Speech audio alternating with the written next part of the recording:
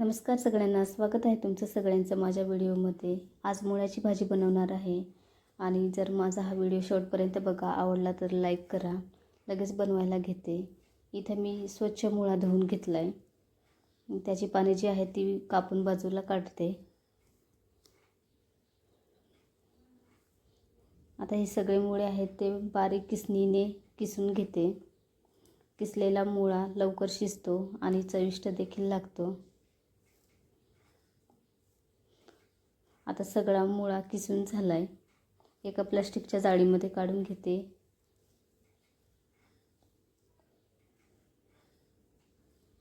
आता सगळा छान धुवून घेते, यामुळे मुळा जास्त तिखट लागत नाही।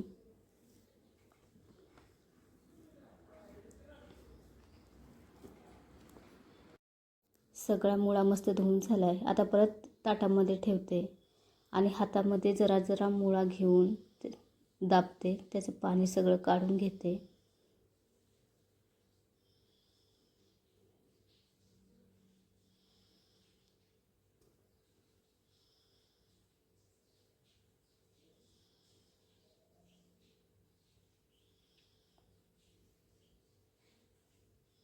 तर अशा प्रकारे सगळ्या मुळ्यातील पाणी काढून झालंय आणि मुळा मस्त कोरडा झालाय। आता लगेच गॅस चालू करते, त्यावर कढई ठेवते। कढई गरम झाले, त्याच्यामध्ये 1 ते 1.5 पळी तेल टाकते। आता तेल गरम झाले, त्याच्यामध्ये जराशी मोहरी टाकते आणि जरासं जिरं टाकते। जिरं मोहरी मस्त तडतडतंय। जिरा मोहरीमुळे भाजीला चांगली फोडणी उठते आणि सुगंध पण छान येतो। त्याच्यामध्ये बारीक ठेचलेला लसूण टाकते, लगेच बारीक चिरलेला कांदा पण टाकून घेते आणि सगळं चांगलं मिक्स करून घेते। त्याच्यामध्ये कढीपत्ता टाकून पुन्हा हलवून घेते। आता त्याच्यामध्ये किसलेला मुळा टाकते आणि सगळ्या फोडणी जोपर्यंत चांगला मिक्स होत नाही तोपर्यंत हलवते।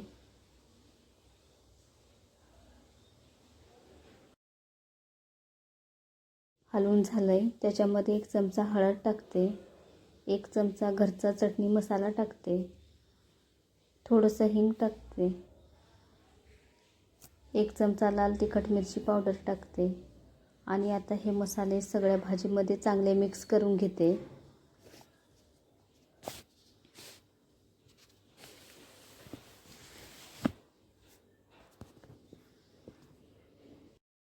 आता मिक्स करून झालंय। किसलेल्या मुळ्याला शिजायला वेळ लागत नाही। इथं फक्त 3 ते 4 मिनिटं झाकण ठेवते आणि मध्यम आचेवर भाजी शिजवून घेते। आता 3 ते 4 मिनिटं झालेत, झाकण काढते आणि सगळा मुळा परत एकदा मिक्स करून घेते। आता त्याच्यामध्ये चवीनुसार मीठ टाकते आणि परत मिक्स करून घेते।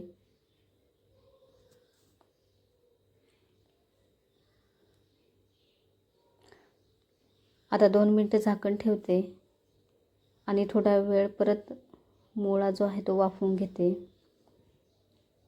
आता झाकण काढते आणि सगळा मुळा चांगला हलवून घेते। मुळा मस्त मऊ झालाय। आता गॅस बंद करते। मुळ्याची भाजी रेडी आहे, म्हणून लगेच एका डिशमध्ये काढून घेते।